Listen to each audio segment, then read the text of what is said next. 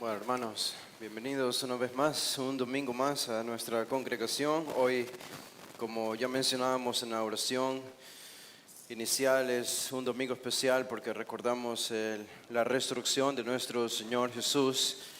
En nuestro estudio y mi estudio personal del Evangelio de Lucas hemos hablado bastante sobre la resurrección, todo el capítulo 24, meditando sobre este tema importante. Y bueno, obviamente hoy es domingo y es domingo de resurrección, y es un poco confuso a veces que le llamemos domingo de resurrección solo una vez al año, porque en un sentido es domingo de resurrección cada domingo, porque la razón por la que nos reunimos como iglesia es porque Jesús resucitó un domingo.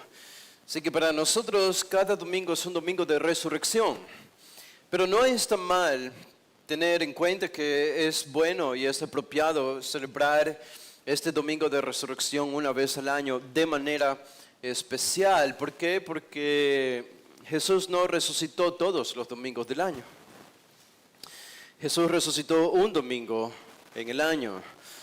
Y incluso sabemos que domingo en el año habría sido cuando Él resucitó, porque sabemos que los judíos estaban celebrando su Pascua entre el mes de marzo y el mes de abril, después del día de reposo, el día sábado. En esa celebración de Pascua, el día domingo, Jesús resucitó. Así que en efecto habría sido un domingo como hoy, hace 2000 años, un domingo de abril, como hoy, hace 2000 años que nuestro Señor Jesús resucitó. Así que no es arbitrario, no es meramente una celebración religiosa o cultural de la sociedad. En realidad estamos conmemorando un evento histórico importante por su significado, según nos enseña la Escritura.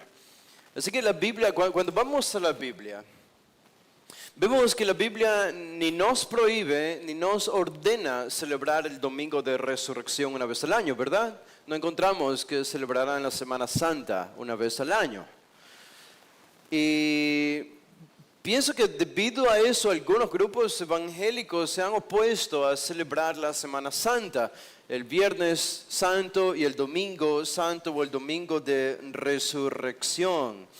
Y yo estoy en desacuerdo con eso, y probablemente pienso, ustedes pueden ver en nuestra sociedad y aquí en Ecuador, una de las razones de por qué los evangélicos reaccionan de esta manera es la admiración de Roma, de la Iglesia Católica, detrás de los rituales y las ceremonias, especialmente el día viernes, ayer sábado y hoy domingo también. ¿Han visto ustedes los rituales este fin de semana en redes sociales o en televisión? Yo los he visto, no sé si ustedes los han visto. No les voy a preguntar si han participado en alguno de esos, porque supongo que no estuviesen aquí si estuviesen participando en alguno de ellos. Pero un católico escribió incluso con orgullo. Él lo decía con orgullo. Él decía: los católicos somos los campeones mundiales de las ceremonias y los ritos. Y esto lo escribió después del día viernes. Y yo diría un gran amén a eso. Y ese es justamente el problema. Esos ritos son una prueba de que ellos no han entendido de qué se trata la redención, la muerte y la resurrección de Jesús. Y supongo que es en parte debido a esto que la reacción de algunos evangélicos es no celebrar Semana Santa. Y eso es triste.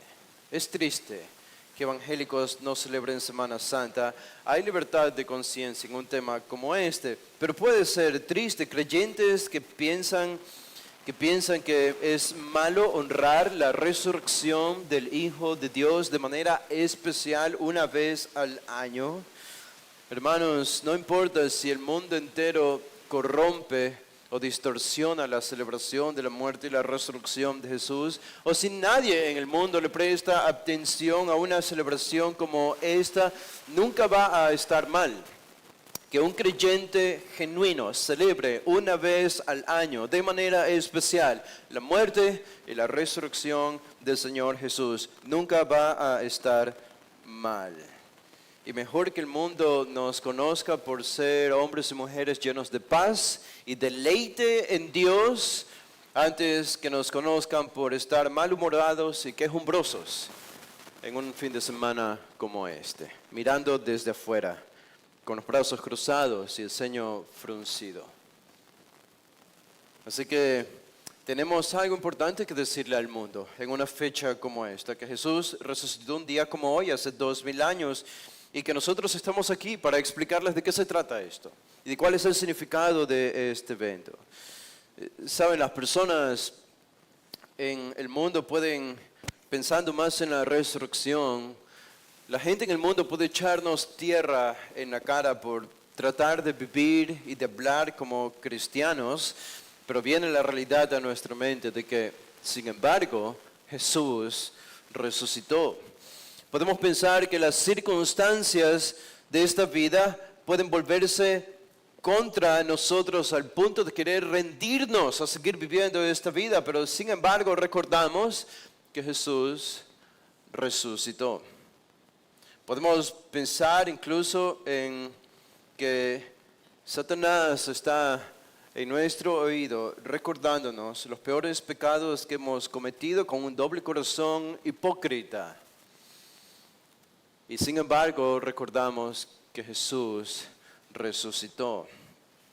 La resurrección de Cristo fue un evento, es una realidad, fue un milagro, es lo que le da significado al mundo, lo que le da significado al universo, al cosmos, es el poder de Dios.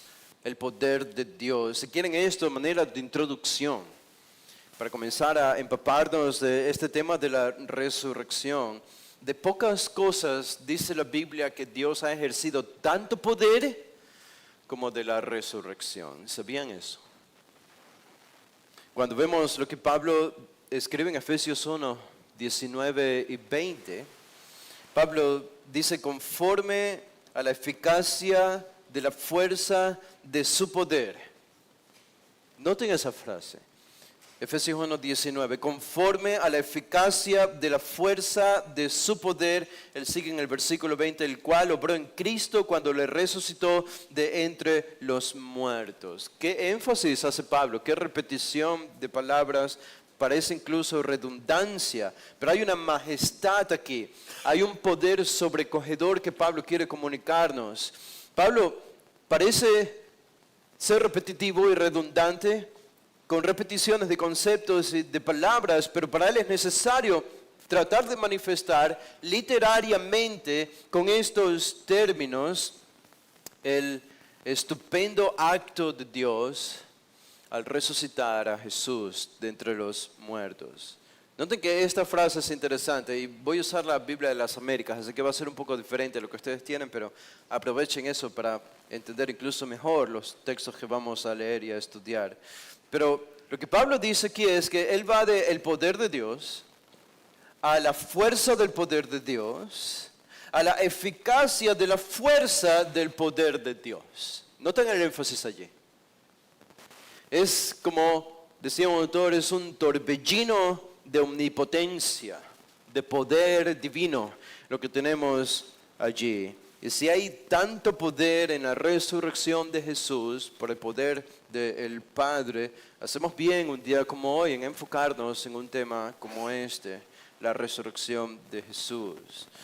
Ahora, estudiando el capítulo 24 de Lucas, que no vamos a estudiarlo hoy, ya estamos a punto de terminar este libro, pero en un aspecto muy personal, en mi aprendizaje personal, he logrado entender algunas cosas que no las veía tan claramente antes, después de casi ya terminar este capítulo 24 de Lucas.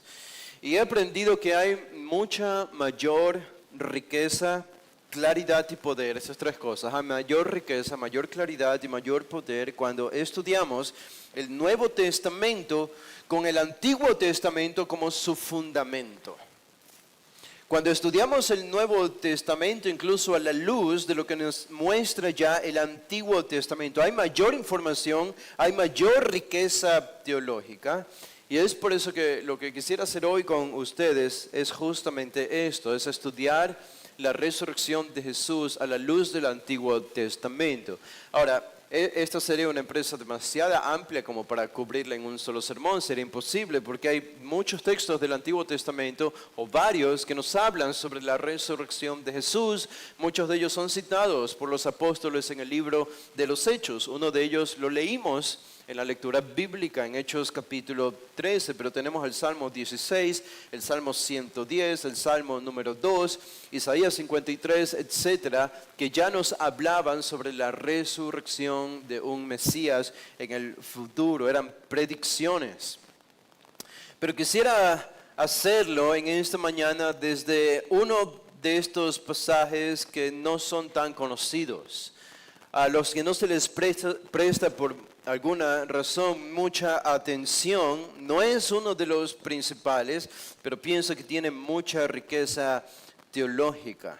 Y aunque muchos autores lo ignoran, estaba tratando de leer comentarios y autores en libros sobre qué dice este pasaje particular acerca de la resurrección en el Antiguo Testamento. Pocos autores en realidad le dedican algún espacio importante a conectar este pasaje con la resurrección.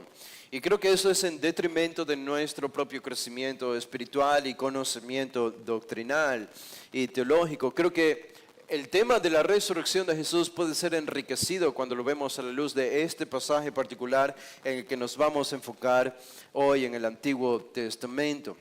Y eso es lo que vamos a hacer. ¿Y dónde se encuentra este pasaje? Bueno, no es arbitrario, no lo elegimos arbitrariamente. En el texto que leímos de Hechos 13, Pablo lo cita. Pablo lo cita. Y ustedes se van a dar cuenta que incluso ustedes le han prestado poca atención a este pasaje, porque cuando lo leímos probablemente ni siquiera se dieron cuenta que era un texto del Antiguo Testamento. Pero estaba allí y está allí en Hechos 13, el versículo 34.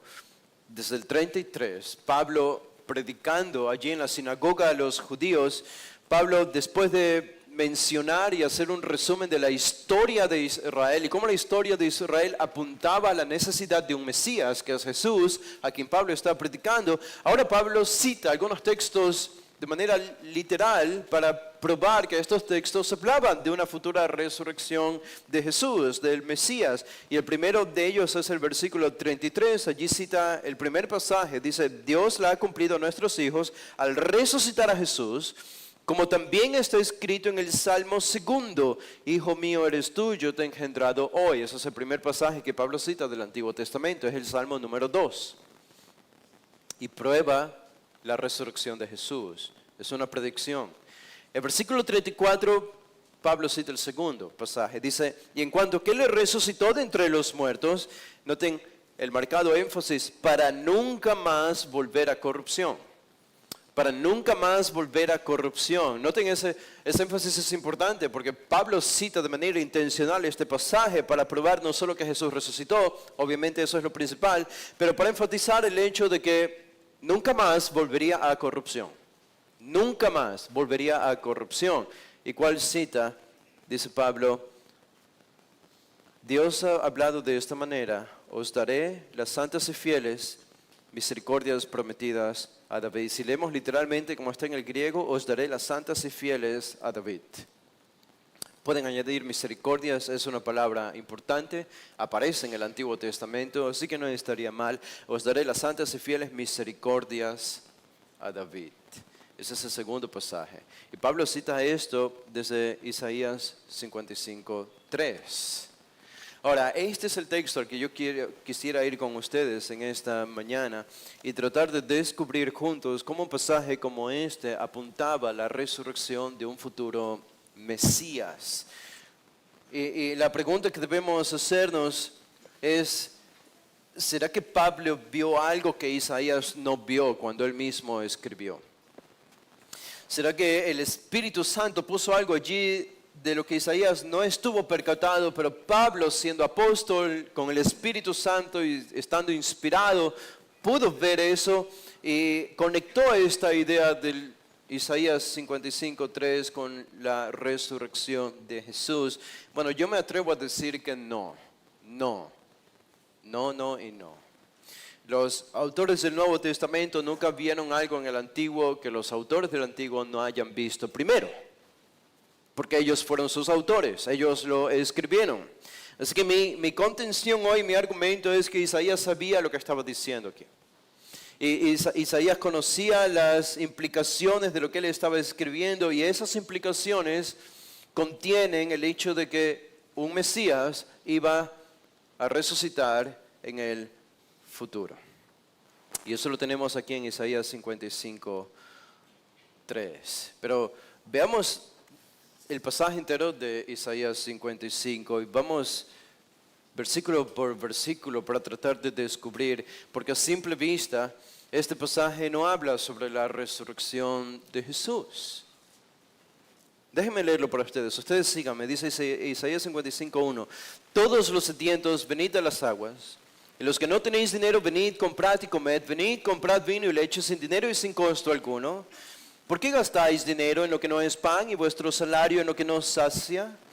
Escuchadme atentamente y comed lo que es bueno, y se deleitará vuestra alma en abundancia.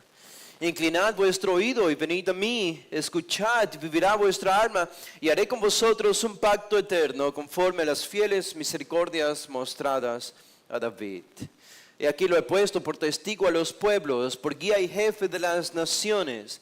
Y aquí llamarás a una nación que no conocías, y una nación que no te conocía correrá a ti a causa de Jehová tu Dios, el Santo de Israel, porque Él te ha glorificado. Buscad a Jehová mientras puede ser hallado, llamadle en tanto que está cerca. Abandone el impío su camino y el hombre inicuo sus pensamientos, y vuélvase a Jehová, que tendrá de él compasión, al Dios nuestro, que será amplio en perdonar. Porque mis pensamientos no son vuestros pensamientos, ni vuestros caminos mis caminos, declara Jehová. Porque como los cielos son más altos que la tierra, así mis caminos son más altos que vuestros caminos, y mis pensamientos más que vuestros pensamientos. Porque como descienden de los cielos la lluvia y la nieve, y no vuelven allá, sino que riegan la tierra, haciéndola producir y germinar, dando semilla al sembrador y pan al que come, así será mi palabra que sale de mi boca. No volverá a mí vacía sin haber realizado lo que deseo y logrado el propósito por el cual la envié. Porque con alegría saldréis y con paz seréis conducidos. Los montes y las colinas prorrumpirán en gritos de júbilo delante de vosotros, y todos los árboles del campo batirán palmas. En lugar del espino crecerá el ciprés, y en lugar de la ortiga crecerá el mirto, y esto será para gloria de Jehová, para señal eterna que nunca será borrada. Gran pasaje, gran texto. Ahora, ustedes leen esto y las preguntas que se hacen es, no veo absolutamente ninguna relación, ninguna pista con la resurrección de Jesús. Y entendemos esto. Pero ¿saben? Algo que debemos aprender a hacer con el Antiguo Testamento, con los autores del Antiguo y del Nuevo Testamento, es que ellos sabían más de lo que pensábamos que ellos sabían. Y es entender que ellos también hacían teología. Ellos hacían teología con textos que habían sido escritos antes de ellos. Y eso va a ser importante aquí, particularmente en Isaías. Ahora, observen el versículo 1 y cómo comienza Isaías. Isaías escribe este capítulo 55 no aisladamente. Este capítulo 55 es uno de los famosos cánticos del siervo, así se les ha llamado, cánticos del siervo, que comienzan por el capítulo 40 en adelante. El siervo es una referencia al Mesías en el libro de Isaías, y son cánticos del siervo, es decir, pronunciados por el mismo Mesías, este personaje mesiánico que vendría a rescatar a Israel en el futuro. Así que Isaías ha estado anunciando liberación después de tanto juicio, y ha anunciado juicio de Asiria, juicio de Babilonia para Judea también, y Dios va a castigar a su nación. Pero en los últimos capítulos de Isaías es un claro mensaje de esperanza y de liberación final por medio de este Mesías que aparecerá en el futuro. Y ese es el contexto de Isaías 55. Es un tema de alegría y de gozo y de celebración. Lo tenemos en el capítulo 54, es todo celebración. ¿Cómo comienza el capítulo 54? El versículo 1, grita de júbilo, oh estéril. La que no ha dado a luz prorrumpe en gritos de júbilo y clava en alta voz. La que no ha estado de parto, porque son más los hijos de la desolada que los hijos de la casada, dice Jehová. En otras palabras, voy a multiplicar a tus descendientes. y serán libres y tendrán la gloria de las naciones y la tierra estará a su favor. Todo el capítulo 54 es festejo y celebración. Ahora, noten cómo empieza el 55, versículo 1. Dice, y aquí lo que tenemos es una invitación. Es una invitación a gente necesitada, una invitación a gente miserable, a gente incapacitada. Eso somos tú y yo. El punto de la invitación naturalmente habría sido a los israelitas inicialmente, pero termina esparciéndose a todo el mundo. Dice versículo 1, todos los sedientos, venid a las aguas. Noten cuántas veces se repite el verbo venid. Venid a las aguas. Venid, comprad y comed. Venid, comprad vino y leche. 3 veces. El énfasis en vengan, vengan, vengan. Esta es una invitación de Dios, es una invitación divina, es una invitación llena de urgencia. Y es una invitación para quien, en el versículo 1, no es una invitación para cualquiera. Hay alguna cualidad, hay algún requisito que cumplir para los que reciben esta invitación. Sí, el versículo 1 dice todos los sedientos. Si tú no estás sediento el día de hoy, esta invitación no es para ti. Si la gente del mundo no está sedienta hoy, esta invitación de Dios no es para ellos. Solamente los que están sedientos. Ahora, noten la figura que está evocando Isaías aquí habría sido recurrente en el Medio Oriente, donde es un lugar desértico, no había agua potable, no había la tecnología de hoy, así que lo que hacían algunas personas era vender agua. Iban con su recipiente o reservorio de agua, se ponían en medio de las calles, en las puertas de las ciudades, y llamaban a la gente a viva voz y a alta voz, llamaban vengan, vengan porque tengo agua. Y naturalmente en un contexto como ese, tierra árida y desértica, la gente comúnmente tenía sed, sedientos. Y esto es lo que está haciendo Dios. Dios se está poniendo en el lugar de estos vendedores de agua, con su reservorio de agua allí, y diciéndole a todo el mundo, vengan y tomen agua. Pero ¿quiénes? A los sedientos. A los sedientos. Creo que con justicia podemos decir a los miserables, a los incapaces, a los inhabilitados, vengan a tomar agua. La segunda línea del versículo 1 añade y dice, y los que no tenéis dinero, venid, comprad y comed. Ahora, noten lo que añade en segundo lugar Isaías allí. Esta es una contradicción de términos.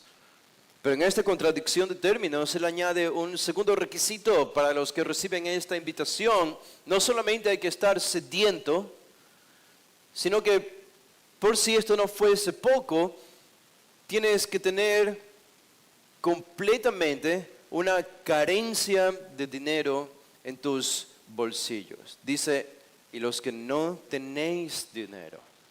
No solamente con una necesidad, la necesidad de agua, sino sin dinero para comprar agua. ¿No les parece que esta es una contradicción de términos? Porque el requisito es, los que no tienen dinero, vengan a comprar. ¿Cómo voy a comprar si no tengo dinero? Pero es justamente a ellos a los que se les envía la invitación. Tienes sed, pero si tienes dinero no vengas. Si tienes sed y no tienes dinero, entonces ven y compra. Pero ¿cómo compraré? El texto no lo explica, pero más adelante se hace claro. En otras palabras, la compra y la venta de agua no es gratis. No es gratis. Digo, hay una transacción aquí. Pero lo que podemos suponer es que alguien ya ha realizado esta transacción por nosotros o por los que reciben esta invitación. De manera que uno puede acercarse con sed y recibir el agua sin la necesidad de pagar. Porque alguien ya ha pagado por el valor del agua. Los que no tenéis dinero, venid, comprad y comed. Comed. Hay algo más que agua, que aquí también hay alimento. Esto es abundancia. Y noten la tercera línea del versículo 1.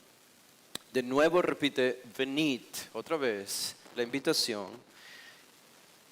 Y noten, comprad de nuevo. ¿Pero qué? ¿Comprar qué? Dice, vino y leche, sin dinero y sin costo alguno. ¿Cómo compro sin dinero? Porque alguien ya hizo esta transacción por mí. Pero esta última línea del versículo 1 solo enfatiza la abundancia del que está vendiendo todo esto y del que hace la invitación. El agua calma la sed, refresca el alma. Comunica el sentido de frescura a nuestro cuerpo. El vino evoca la idea de gozo, de regocijo y de celebración. Y la leche comunica la idea de nutrición y de alimento para el cuerpo. Así que la frescura, la alegría y la nutrición están allí dispuestas para ser dadas por el que está haciendo esta invitación. Y lo mejor de todo es que sin dinero y sin costo alguno. Todo esto está repleto de imágenes, si se dan cuenta. Son imágenes, pero son imágenes ricas que comunican la superabundante invitación de Dios y las bendiciones infinitas que Él está dispuesto a dar a los que oyen este llamado y se acercan a Él. Así que esta es la invitación a gente miserable y gente necesitada. Y Dios espera con una rica abundancia. En el versículo 2 tenemos la ineptitud de esta gente que recibe la invitación. La ineptitud o la incapacidad. Noten el versículo 2. Dice, ¿por qué gastáis dinero en lo que no es pan? Y vuestro salario en lo que no sacia. Esta es una advertencia, esta es una reprensión. Este es un llamado de atención. En otras palabras, ¿por qué gastáis dinero? Y vuestro salario en lo que no sacia. Es la idea de un trabajo arduo, es lo que implica la palabra hebrea que se usa allí, es trabajar duro, fuerte hasta el cansancio. Derramar gotas de sudor, dar tu tiempo, que es tu vida, se te está yendo allí en lo que estás trabajando, dar de tus energías, dar todo lo que tienes de ti, al final para algo que no es pan, es decir, no es alimento. Es decir, no sirve para nada, es algo vacío. Y al final de la segunda línea dice, vuestro salario en lo que no sacia, lo que no es pan y lo que no sacia. Esta es la perfecta descripción de cómo vive la gente en el mundo, de cómo vivíamos nosotros. Y a veces incluso cómo podemos vivir en medio de la carnalidad como cristianos, trabajando para algo que no sacia, que no es pan. ¿Notan lo ridículo que es esto? Es muy ridículo el versículo 2, hacer algo con tanto esfuerzo para no recibir absolutamente nada. Y esta es la imagen del versículo 2. Pero al final del versículo 2 y en el versículo 3 de nuevo aparece la invitación. Dice, escuchadme atentamente y comed lo que es bueno y se deleitará vuestra alma en la abundancia. No coman lo que no es pan, no trabajen por lo que no sacia, sino, escúchenme atentamente, coman lo que es bueno. ¿Y cuál es el fin de esto? Al final del versículo 2, ¿a dónde apuntan todas estas imágenes de agua, vino, leche, de comprar sin dinero? ¿Para qué es todo esto? Al final del versículo 2, se deleitará vuestra alma. Este es el punto. Esto ya no es una figura retórica. Aquí ya hay simbolismos. Aquí no hay palabras figuradas. Esto es lo que Dios quiere comunicar, que su alma se deleite. El deleite del alma. Oh, cuántos sermones podríamos hablar sobre el deleite del alma, ¿verdad? Cuando el alma realmente es deleitada, es solamente cuando se encuentra con Dios y en la presencia de Dios. Y Dios lo pone así. Él pudo haber dicho, se deleitará vuestra alma en Dios o en la presencia de Dios, o en las cosas buenas, pero es tan generoso Él que lo pone en esta manera, se deleitará vuestra alma en la abundancia, en la abundancia. Algunos pueden traducir eso incluso en la grosura, en la mejor de las comidas. Y el versículo 3, vamos ahora que continúa esta invitación, pero hay un añadido importante aquí, y esto es lo que va a citar el apóstol Pablo en el Nuevo Testamento, como una prueba de la resurrección de Jesús. En el versículo 3, Dios no solo hace esta invitación a los miserables, no solo demuestra la incapacidad de los miserables para satisfacer su propia alma. En el versículo 3, ya que ha reconocido la incapacidad de toda la gente que es miserable para satisfacer su propia alma, Él hace la provisión para que el alma sea satisfecha. En el versículo 3, y va unido a una invitación más, dice el versículo 3, inclinad vuestro oído, y de nuevo dice, y venid a mí. Venid a mí. Noten, ya no es venid a las aguas. Ya no es venid a las aguas. Dios ya ha dejado de lado las figuras retóricas y ahora está hablando claramente. Así que las aguas serán Él. Él es las aguas, es decir, lo que trae verdadera frescura al alma y satisfacción al alma. Y dice, venid a mí, escuchad y vivirá vuestra alma. No es solamente un deleite temporal, es la misma vida de nuestra alma. Va a vivir, porque antes estaba muerta, pero puede vivir si vamos a Dios. Ahora, ¿cómo lo vas a hacer el Señor? ¿Cómo lo va a hacer? ¿De qué manera?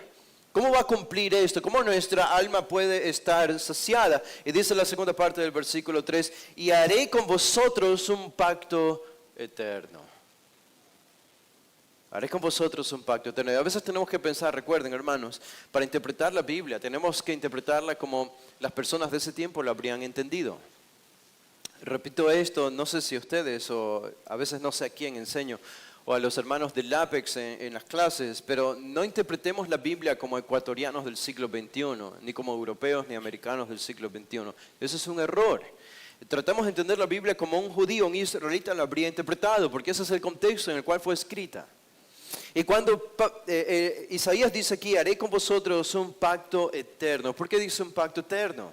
Tenemos que hacernos la pregunta. La respuesta es porque ellos están viviendo todavía bajo el antiguo pacto. El pacto mosaico, que no era eterno. Era temporal. Era condicional.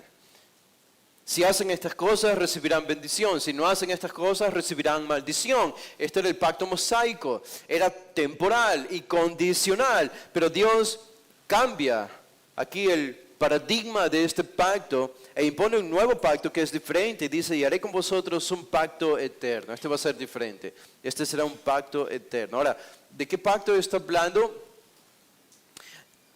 ¿A qué se refiere Isaías aquí? ¿A qué se refiere Dios con esta promesa? No tenéis una promesa futura, haré con ustedes un pacto eterno. Aplicaré este pacto a ustedes. ¿De qué se trata? Bueno, la siguiente línea lo explica. Conforme a las fieles misericordias mostradas a David. Ahora, hay varias cosas que tenemos que anotar en esto. Esta es exactamente la frase que cita Pablo como una prueba de la resurrección de Jesús. Conforme a las fieles misericordias mostradas a David. Vamos bien hasta ahora, ¿verdad? ¿Ok? Algunos están en otro país o en otra ciudad. Espero que se queden conmigo. Mientras avanzamos, no vamos a estudiar todo el Isaías 55 por si acaso, pero principalmente nos vamos a quedar aquí y en el versículo 4. Haré con ustedes pacto eterno conforme a las fieles misericordias mostradas a David. ¿Cuáles son las fieles misericordias mostradas a David? Esa es la pregunta. Esa es la gran pregunta. Porque esto es lo que Pablo vio como una prueba de que Jesús nunca más volvería a la corrupción y que resucitaría de entre los muertos. Noten que la palabra misericordia, Hesed, en el hebreo, es una palabra muy rica en significado y difícilmente traducida. Puede ser traducida como compasión, como misericordia, como ternura, como amor, como benignidad.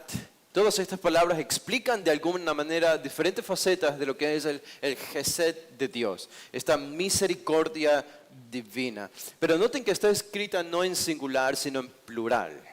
Es plural. Las misericordias a David, o misericordias mostradas a David. Ahora, ¿por qué está en plural y no en singular? ¿En qué está pensando Isaías aquí? En primer lugar, y no vamos a ir a este pasaje, ustedes lo pueden estudiar en casa porque no vamos a tener tiempo. Pero en primer lugar, él está pensando en el pacto que Dios había hecho con David hace unos 300 o más de 300 años. Para el momento en que Isaías escribe, David había vivido hace algunos 300 años. Y Dios, ¿se acuerdan? Había hecho un pacto con David en 2 de Samuel 7. Cuando Dios estaba allí y David se siente incómodo porque vio a él que estaba viviendo en palacio y sin embargo el arca del pacto, que era la presencia de Dios, estaba en un tabernáculo, en una tienda. Y David dijo, no, esto no puede ser así, no puedo yo vivir en un palacio y la presencia de Dios en una choza. Hay que cambiar esto, tengo que construir un gran palacio, un gran templo para Dios. Y esto habría sido una práctica común en el Antiguo Testamento. Los reyes o los pueblos construían templos para sus dioses y dentro de estos templos colocaban la estatua de su Dios para tratar de adorarlo, para tratar de beneficiarlo de alguna manera, para tratar de mostrar su simpatía y su adoración y su atracción hacia ese Dios y recibir bendiciones también de este Dios. ¿Okay? Esa era la práctica común en el Antiguo Testamento. Ahora David ve esto y dice, el arca del pacto, ahí está la presencia de Dios, no puede seguir habitando en una choza, tengo que construir un gran templo, un gran palacio. Y entonces David le dice a Natán, el profeta, mira Natán, quiero construir un gran templo para la presencia de Dios, para el tabernáculo. Y Natán le dice, haz todo lo que esté en tu mente porque esto viene de Dios. Y sin embargo, Dios va a interrumpir a David. Dios va a interrumpir a David. Y por medio de Natán, Dios le revela algo a David. Y en esta revelación de 2 de Samuel 7 tenemos lo que es el pacto que Dios hace con David. Y Dios le dice básicamente, esencialmente le dice a David, tú me vas a construir una casa a mí. Tú me vas a construir un palacio, un templo a mí.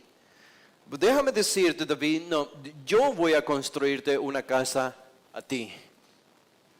Y sé que Dios invierte el orden de la relación entre naciones paganas y dioses paganos. Y en lugar de permitir que David le construya un templo, más tarde Salomón lo construiría, Dios es quien se predispone y toma la iniciativa, no como en el contexto pagano, a construirle una casa a David. Y le promete que él construiría una casa. Y una casa para David que nunca jamás perecería. Ahora, ¿saben lo que significa casa allí en el contexto de 2 de Samuel 7? Casa no es una referencia a un templo, no es una referencia a un palacio. Dios no le está diciendo a David que le va a construir un gran palacio. No, no, no.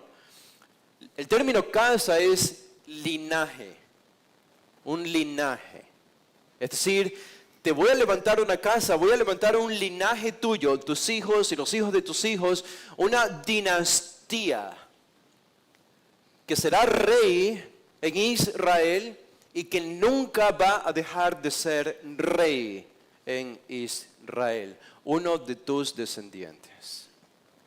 Esta es la promesa que Dios le hace a David en 2 de Samuel 7, y ese es el pacto davídico, el pacto que Dios hace con David. Dios se compromete a levantarle una descendencia y uno en esta descendencia sería un rey cuyo reino llegaría a dominar a todas las naciones y gobernaría de manera eterna, por siempre. Ahora, si queremos un comentario bíblico de Isaías 55:3, y nos hacemos la pregunta, ¿por qué Isaías utiliza el plural cuando dice las fieles misericordias mostradas a David? Las misericordias, no una misericordia, sino las misericordias. ¿A qué misericordias está haciendo referencia? Tiene que ver con la promesa de Dios a David en 2 de Samuel 7, pero creo que lo vemos más claro en un salmo. Noten este salmo, el Salmo 89.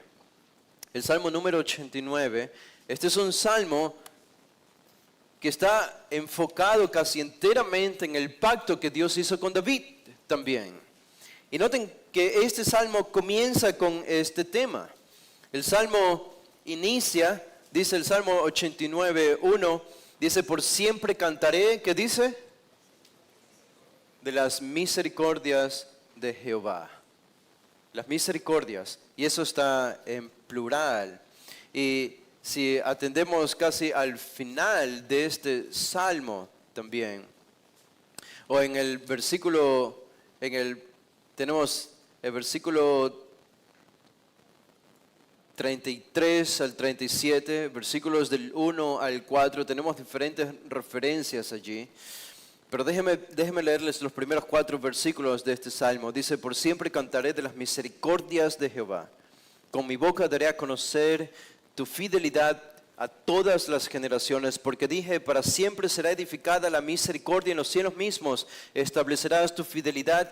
Yo he hecho un pacto con mi escogido, noten el autor está pensando en David, yo he hecho un pacto con mi escogido, he jurado a David mi siervo, estableceré tu descendencia para siempre. Eso es lo que significa, te haré una casa. ¿Ok? Estableceré tu descendencia para siempre y edificaré tu trono por todas las generaciones. Y lo que dice a continuación es que los cielos y el mundo creado son un testigo de que esta promesa se va a cumplir. Ahora observen el versículo 33 o el versículo 19. El versículo 19 dice, una vez hablaste en visión a tus santos y dijiste, he ayudado a un poderoso, he exaltado a uno escogido de entre el pueblo. He hallado a David mi siervo, lo he ungido con mi óleo santo y con él estará siempre mi mano. Mi brazo también lo fortalecerá. No lo engañará el enemigo ni lo afligirá el hijo de maldad, sino que yo aplastaré a sus adversarios delante de él y heriré a los que lo aborrecen. Con él estarán mi fidelidad, y noten, y mi misericordia. Y en mi nombre será exaltado su poder. Pondré también su mano sobre el mar y su diestra sobre los ríos. Él clamará a mí, mi Padre eres tú, mi Dios y la roca de mi salvación. Y yo también lo haré mi primogénito, el más excelso de los reyes de la tierra. Versículo 28, para siempre conservaré mi misericordia hacia él y mi pacto le será confirmado. Así estableceré su descendencia para siempre y su trono como los días de los cielos.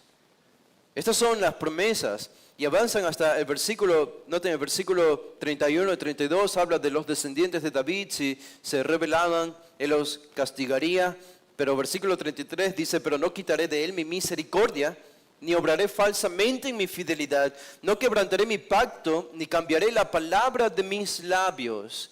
Una vez he jurado por mi santidad, no mentiré a David.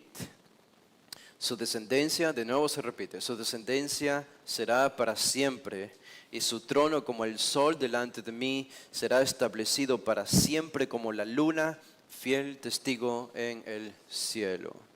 Los astros del cielo son un testimonio de que lo que Dios le prometió a David, de que su descendencia, alguien se sentaría en un trono y gobernaría para siempre, eso tiene que cumplirse. Y como afirma también en el versículo que leímos, el 25, pondré también su mano sobre el mar y su diestra sobre los ríos. Es una referencia a una dominación mundial.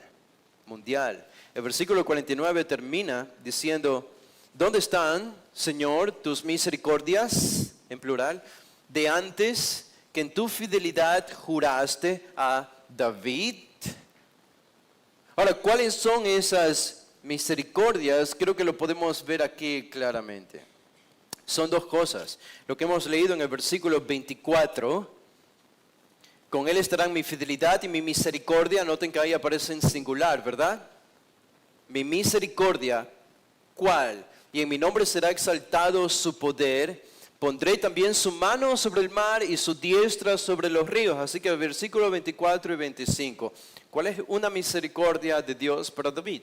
Una misericordia de Dios para David, según versículos 24 y 25, es que él será exaltado sobre todas las naciones. Él tendrá un dominio mundial y global. Esa es una misericordia de Dios a David. ¿Y cuál es otra misericordia de Dios a David? Versículo 28, que ya leímos. Para siempre conservaré mi misericordia, singular, hacia él y mi pacto le será confirmado, estableceré su descendencia para siempre y su trono como los días de los cielos. Esta es la segunda misericordia. Que su reino no solo tendrá un dominio global, sino que será eterno. No tendrá fin. Por eso el Salmo comienza y termina hablando de la misericordia en plural. Misericordias de Dios a David son estas dos que encontramos en el versículo 24 y el versículo 28. Son, si quieren de manera más exacta, dos misericordias de Dios a David. Un dominio mundial y un reino que nunca acabará. ¿Ok? ¿Está claro eso? Y está muy claro aquí, me parece, en el Salmo. Y eso explica por qué el versículo 1 y el versículo 49 son plural. David tendrá un dominio mundial y David se sentará en un trono para siempre.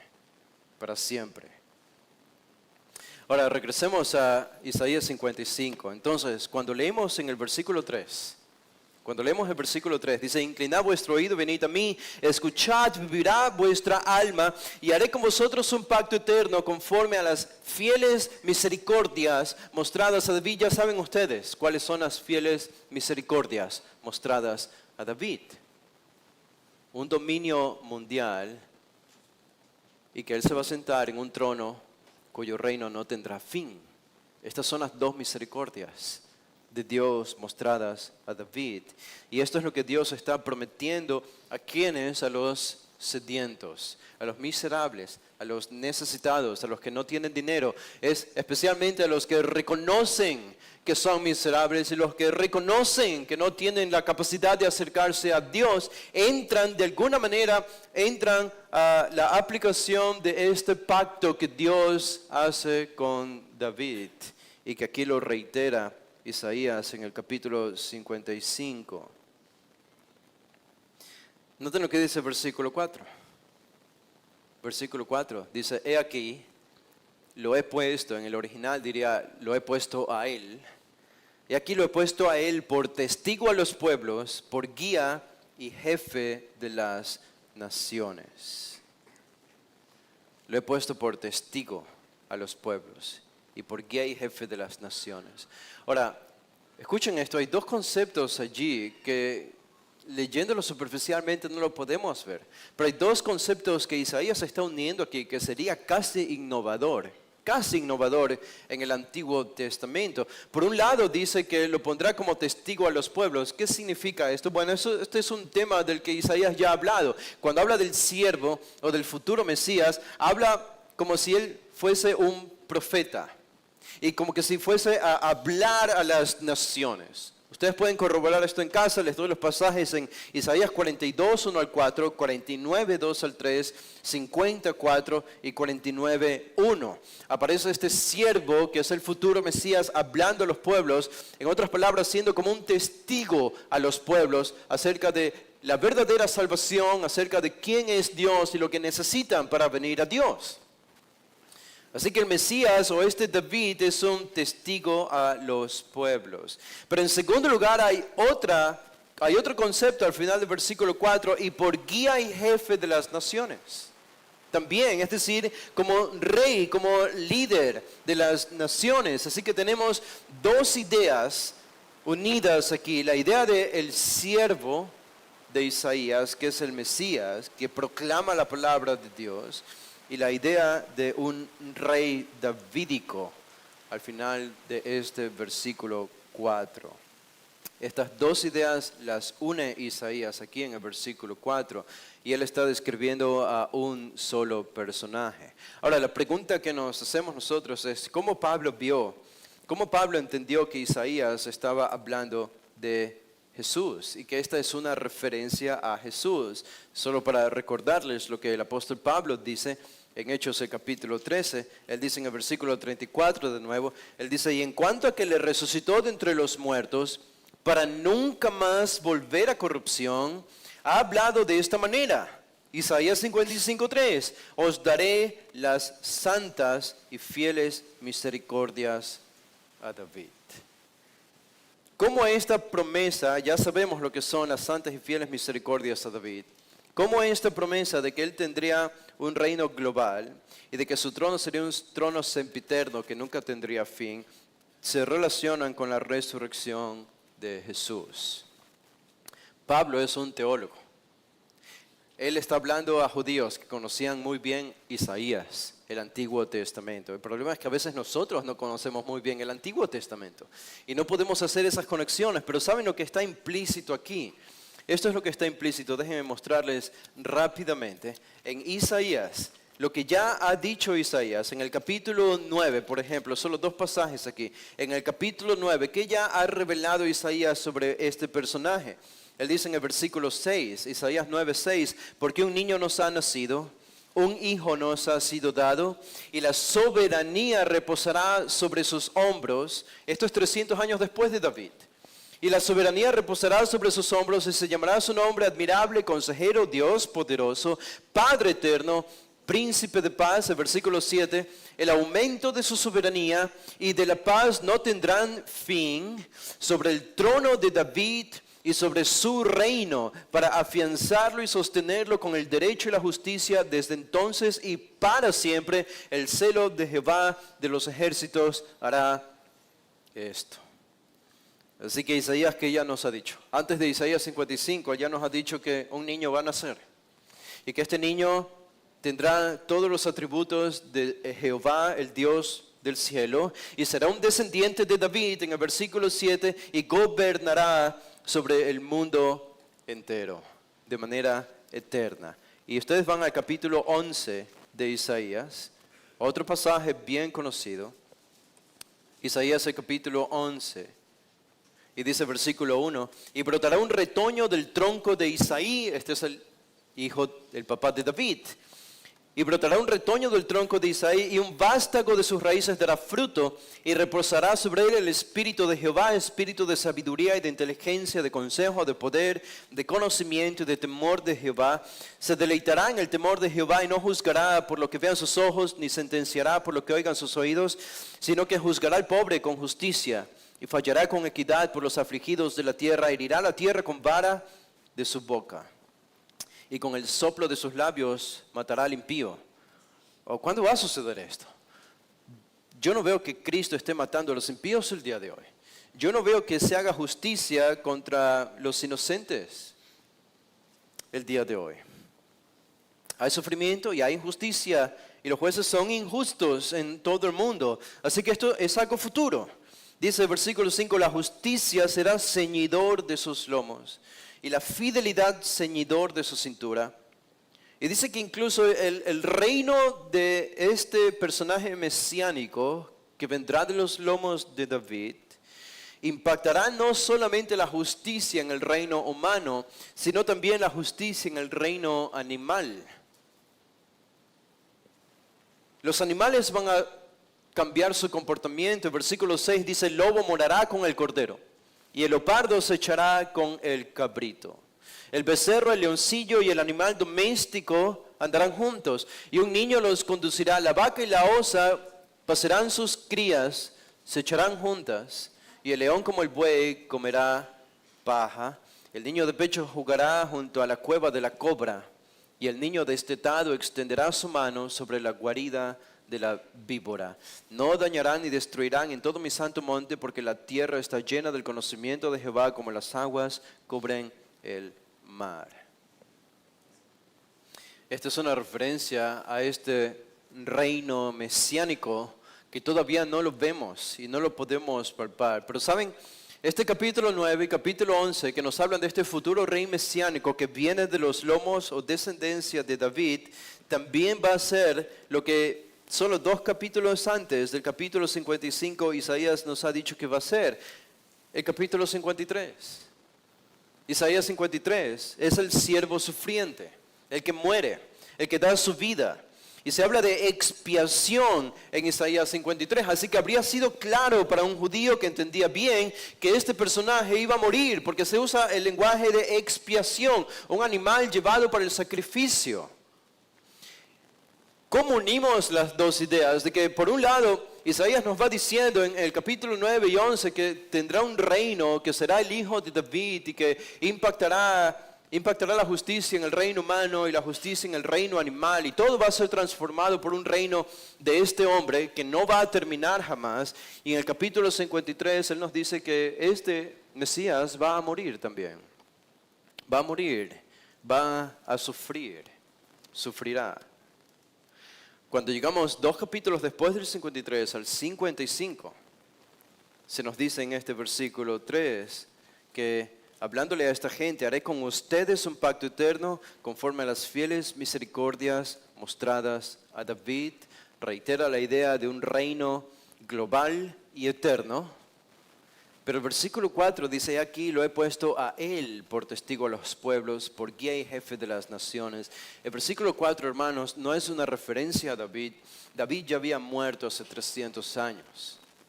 El versículo 4 es una referencia a este futuro personaje que será testigo de los pueblos y rey de las naciones, según el versículo 4.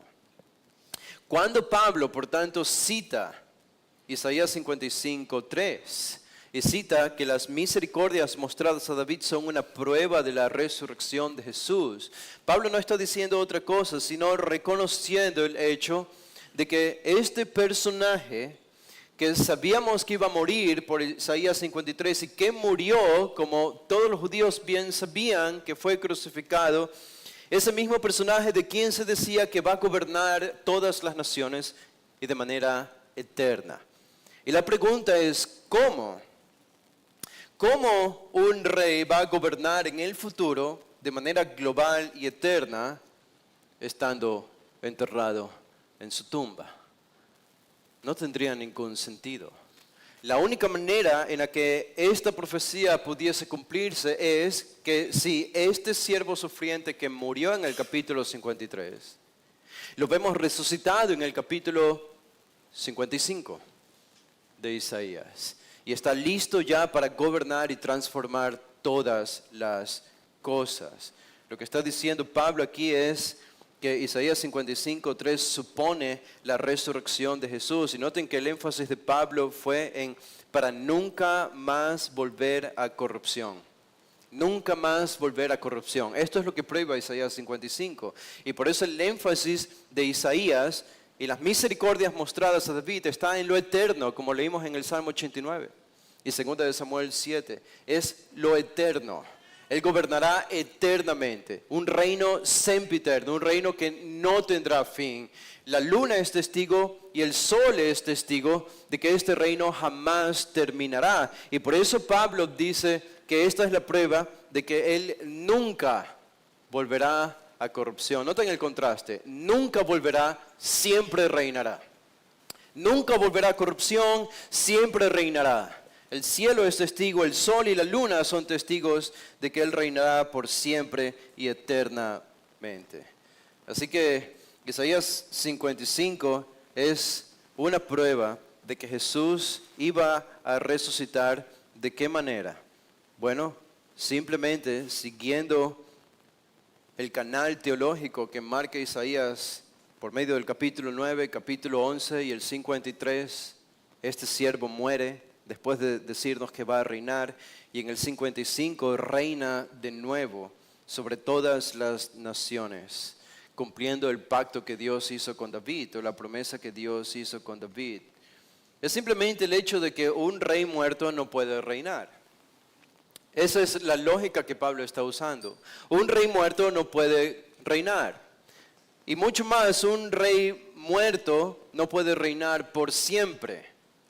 Por tanto, si Jesús es el Mesías y murió el Viernes Santo, Él tenía que resucitar el día domingo, si es que Él era el Mesías, porque va a reinar sobre el mundo entero. ¿Y cómo sabemos que va a reinar sobre el mundo entero? Porque Dios le prometió esto a David. En 2 de Samuel 7, en el Salmo 89, y lo vemos reiterado en Isaías 55, Él dijo que de su descendencia alguien gobernaría por siempre. Y si Él es el hijo de David, ese Jesús que vimos caminar en Israel y que murió en la cruz, es el hijo de David. Entonces, Él tuvo que haber resucitado según la promesa que Dios le hizo al mismo David, de que reinaría por siempre. La resurrección es este evento que va a transformar, como decía en la oración al inicio, el cosmos y todo lo que está a nuestro alrededor.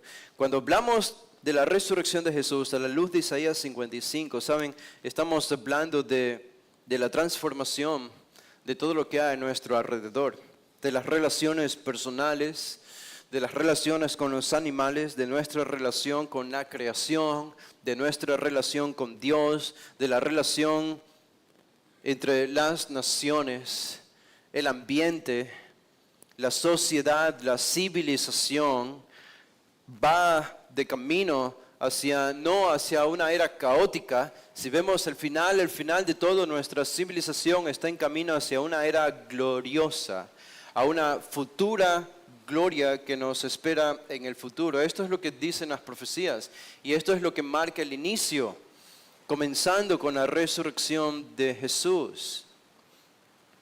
Si sigo leyendo el capítulo 11 de Isaías, no seguí leyendo, pero dice el versículo 10, 11:10, dice: acontecerá en aquel día que las naciones acudirán a la raíz de Isaí, esto es Cristo, que estará puesta como señal para los pueblos y será gloriosa su morada. Entonces acontecerá en aquel día que el Señor ha de recobrar de nuevo con su mano por segunda vez al remanente de su pueblo que haya quedado de Asiria, de Egipto, de Patros, de Cus, de Lam, de Sinar, de Hamat y de las islas del mar. Alzará un estandarte entre las naciones, reunirá a los desterrados de Israel y juntará a los dispersos de Judá, de los cuatro confines de la tierra. Entonces disipará la envidia de Efraín, y los que hostigan a Judá serán exterminados. Efraín no envidiará a Judá, y Judá no hostigará a Efraín, y ellos se lanzarán sobre el costado de los filisteos al occidente, juntos despojarán a los hijos del oriente. Edom y Moab estarán bajo su dominio, y los hijos de Amón les estarán sujetos. Jehová destruirá la lengua del agitará sobre el río,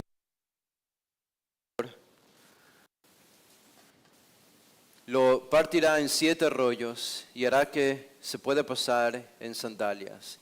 Y habrá una calzada desde Asiria para el remanente que quede de su pueblo, así como la hubo para Israel el día que subieron de la tierra de Egipto.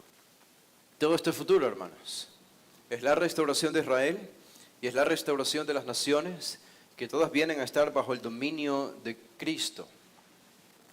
Se dan cuenta que la resurrección no es la resurrección de un espíritu, no es la resurrección de una idea, no es la resurrección de una doctrina o de una ideología, lo que nosotros predicamos. Es la resurrección de una persona que murió, el Hijo de Dios. Y Él con su cuerpo resucitó para no ver más muerte. Y es esta resurrección lo que garantiza que Él va a reinar como el Hijo de David por siempre sobre todas las naciones. Eso es lo que nos dice Isaías 55. Y por eso es una prueba de la resurrección de Jesús. Y cuando pensamos en las implicaciones de este tipo de resurrección, nosotros no vivimos para escapar de este mundo. Nosotros no vivimos para algún día escapar de este cuerpo, sino para que este cuerpo sea transformado y para que este mundo sea transformado en un mundo glorioso, con todos los énfasis materiales y empíricos que vemos ahora. Será un futuro glorioso. Así que cuando pensamos en la resurrección, pensamos en gloria, pensamos en poder. Cuando vemos a la resurrección de Cristo, algo privado para nosotros, un milagro que ni siquiera los discípulos pudieron contemplar, fue la mejor prueba de que nadie podía acercarse a ser una satisfacción para Dios, sino solo Jesús. En la privacidad de esa tumba ocurrió algo de envergadura global y universal que lo cambiaría todo y que ha transformado nuestros corazones. Pero no solo nuestros corazones, transformará las naciones. Y este globo terráqueo van a ser transformados para la gloria de Dios, comenzando con la resurrección de Jesús. ¿Qué tiene que ver esto para mí? ¿Qué tiene que ver esto para ti?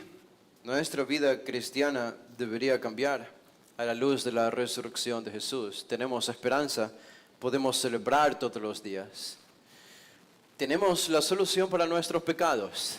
Tenemos la solución para nuestra culpa por nuestros pecados.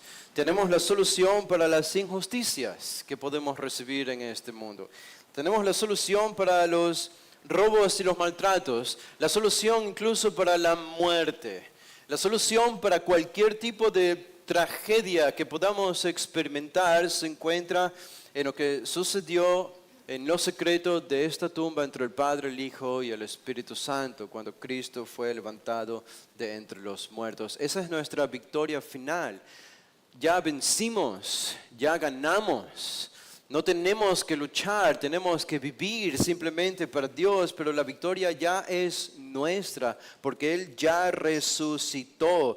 Y no importa cuántos políticos y gobernantes intenten destruir nuestra civilización, nadie pudo cerrar la tumba. Roma, con todo su poder como imperio, no pudo cerrar la tumba y evitar el avance de este mensaje. Y ahora mucho menos ningún dictador o poder mundial podrá evitar que Cristo descienda y siga descendiendo hasta aparecer en medio de nosotros como el Cristo glorioso, el Hijo de David, que va a gobernar por el resto de la eternidad. Padre, te damos gracias, Señor, por tu palabra.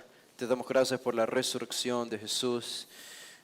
Porque esto queremos celebrarlo, pero queremos celebrarlo, Señor, pensando en que las consecuencias de este acto estupendo de haberlo levantado de entre los muertos trae consecuencias globales, mundiales, no solo para traernos redención a nosotros, sino también para transformar el mundo creado. Él es las primicias, como dice Pablo en 1 Corintios 15. El primero de los que resucitaron para no ver más muerte y recibir un cuerpo glorificado.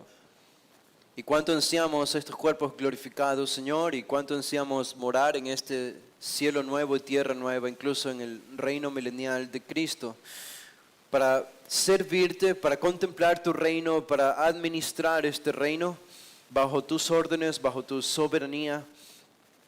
Estando aquí, Señor, en medio de nosotros, ¿qué tiempo nos espera? ¿Qué gloria? Qué maravilla, qué bendición, qué privilegio ser parte de este reino que va a inaugurarse en el futuro y del que ahora ya podemos comenzar a vivir, al menos de manera práctica, por medio de la iglesia, algunos destellos de lo que será este futuro reino. Haznos, Señor, dignos, que nuestro caminar sea digno, que nuestro pensar sea digno. Y que tú uses, Señor, el testimonio de la resurrección de Jesús para que por medio de nuestro testimonio de vida, otros vengan a encontrarse con este poder sobrecogedor, la eficacia del poder de la resurrección de Jesús, para poder levantarles a ellos de los muertos, quitarle la venda de los ojos, abrirle los ojos y mostrarles su miserable condición. Qué sedientos están, qué hambrientos están y cuánto trabajan para lo que no es pan, para algo que no sacia. Pero ahí en la tumba está lo que realmente sacia. Esa tumba vacía que comunica que el Hijo de Dios resucitó y que puede traer satisfacción a nuestra alma, tranquilidad, verdadera paz, un propósito para vivir, un gozo ineludible que no puede ser interrumpido por las circunstancias. Unas ganas de vivir, Señor, que no son comparables a ninguna otra misión o aspiración terrenal o sueño mundial puede compararse a vivir por un Cristo que ha resucitado y trabajar por un reino que está a punto de inaugurarse en el mundo entero. Haznos vivir, Señor, con esta aspiración, con este sueño y con esta visión. Lo pedimos en el nombre de Jesús. Amén. Pueden ponerse de pie, hermanos. Vamos a orar para despedirnos. Solo recuerden que hoy no tendremos culto en la tarde. ¿Okay? Padre, gracias por tu palabra. Señor, ahora que salimos de este lugar, llévanos con tu cuidado, con tu bendición, meditando en el gran evento de la resurrección de nuestro Señor. Bendícenos, Señor, en el comienzo, el inicio de esta nueva semana. Lo pedimos en el nombre de tu Hijo amado. Amén.